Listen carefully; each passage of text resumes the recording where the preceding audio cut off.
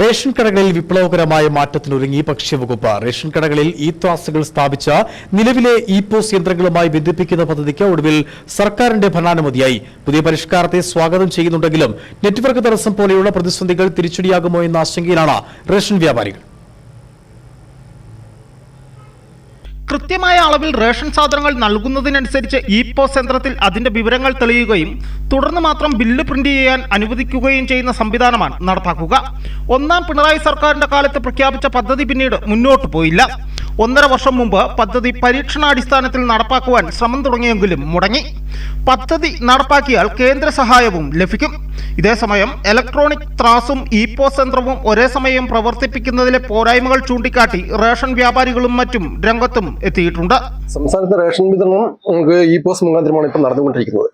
പോസിന്റെ തടസ്സങ്ങളുണ്ട് മിക്ക സമയങ്ങളിലും. അതോടൊപ്പം തന്നെയാണ് ഇപ്പോൾ പോസും ത്രാസുമായി ബന്ധിപ്പിച്ചുകൊണ്ട് റേഷൻ വിതരണം നടത്തുന്നതിനുള്ള പദ്ധതി ഗവൺമെന്റ് ആലോചിച്ചുകൊണ്ടിരിക്കുന്നത്. അതിന്റെ നടപടിക്രമങ്ങൾ ഏതാണ്ട് പൂർത്തിയായിക്കൊണ്ടിരിക്കുന്നു. റേഷൻ സംവിധാനം ആ സ്ഥിതിയിലേക്ക് മാറും.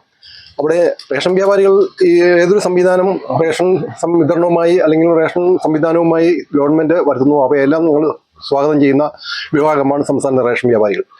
പക്ഷേ ഇതിനകത്ത് ഞങ്ങൾക്ക് വരുന്നൊരു ആശങ്ക, ഇപ്പം തന്നെ റേഷൻ വിതരണം സുഗമമായി നടക്കുന്ന രീതിയിലുള്ള പോസ് ക്രമീകരണം ഇല്ല.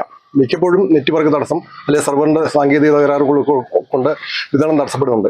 എങ്കിൽ പോലും നമുക്ക് നെറ്റ് ഉള്ളപ്പോൾ അല്ലെങ്കിൽ സെർവർ ഉള്ളപ്പോൾ നമുക്കൊരു ബില്ല് കംപ്ലീറ്റ് ചെയ്തിട്ട് സാധനം തൂക്കി കൊടുക്കുക പാർട്ടായിട്ട്. ഇപ്പം നമുക്കറിയാം പലപ്പോഴും റേഷൻ വിതരണം ഒരേ മാസവും വിവിധ ഇനം സാധനങ്ങൾ, പുഴുക്കലരി, പച്ചരി, കുത്തരി, ഇങ്ങനെ 3 ഇനം അരിയാണ്. അത് പോളിസി അനുസരിച്ചാണ് മിക്ക മാസങ്ങളിലും വരുന്നത്. അപ്പോൾ ഓരോ ഐറ്റത്തിനും നമ്മൾ പോസിൽ ത്രാസുമായി കണക്ട് ചെയ്ത് തൂക്കിയതിന് ശേഷം ബില്ല് ആയതിനു ശേഷം അടുത്ത സാധനം തൂക്കാൻ പറ്റുള്ളൂ. ഈ സമയത്തിന് ഗ്യാപ്പിനിടയ്ക്ക് നെറ്റ്വർക്ക് എന്തെങ്കിലും തകരാറ് വന്നാൽ നമുക്ക് റേഷൻ കൊടുക്കാൻ പറ്റാത്ത ഒരു സാഹചര്യം ഉണ്ടാകും. ഡിപ്പോകളിൽ നിന്ന് റേഷൻ കടകളിൽ എത്തിക്കുന്ന സാധനങ്ങൾ തൂക്കി നൽകാത്തതും എതിർപ്പിന് കാരണമാണ്. News bureau, Udumbanchola.